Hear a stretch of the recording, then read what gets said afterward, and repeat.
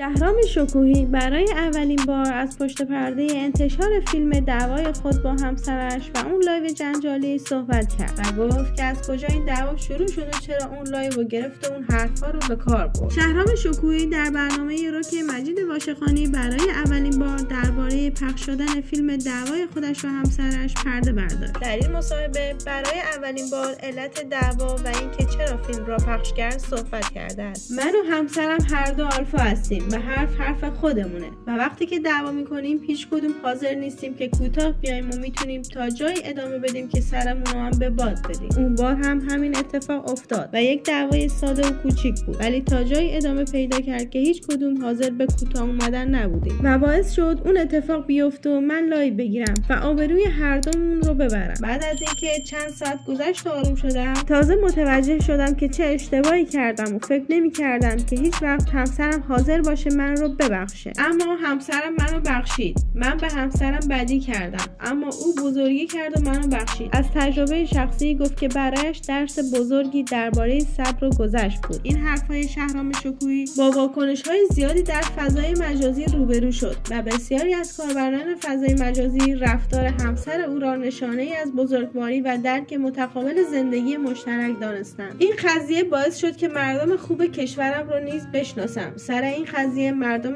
مهربان و خونگرم و با حیا زمانی که موضوع فضای مجازی دعوای من و همسرم بود میدیدم که مردم کلیپ دعوای ما رو در مجازی دنبال نمی‌کردن، اون رو رد می‌کردن و تماشا نمی‌کردن. ماجرای پخش شدن فیلم شهرام شکوهی این بوده که چند ماه پیش یک ویدیو لایو میذاره و کلا هم چند ثانیه بیشتر نبوده و داره با همسرش دعوا میکنه و فحاشی ناموسی میکنه. اون توی این لایو که دست و پاش زخمی بوده و مدعی شده بود که جونش در خطره و همسرش هر آن ممکنه که به اون آسیب بزنه، که البته توی اون لایو شهرام شکوهی هم نیز حال خوبی نداشته. البته مدتی بعد شهرام شکوهی به صورت عمومی عذرخواهی کرد و مسئولیت انتشار ویدیو رو پذیرفت و گفت 100% مقصر خودم بودم که ویدیو را پخش کردم. شهرام شکوهی تا حالا درباره این دعوا جایی صحبت نکرده بود، اما در گفتگو با مجید واشقانی همه چی رو توضیح داد. با آرزوی موفقیت برای شهرام شکوهی و همسرش. لطفاً نظرات خودتون رو برای ما کامنت کنید و با لایک و سابسکرایب ما رو خوشحال کنید. ممنون از همراهی شما.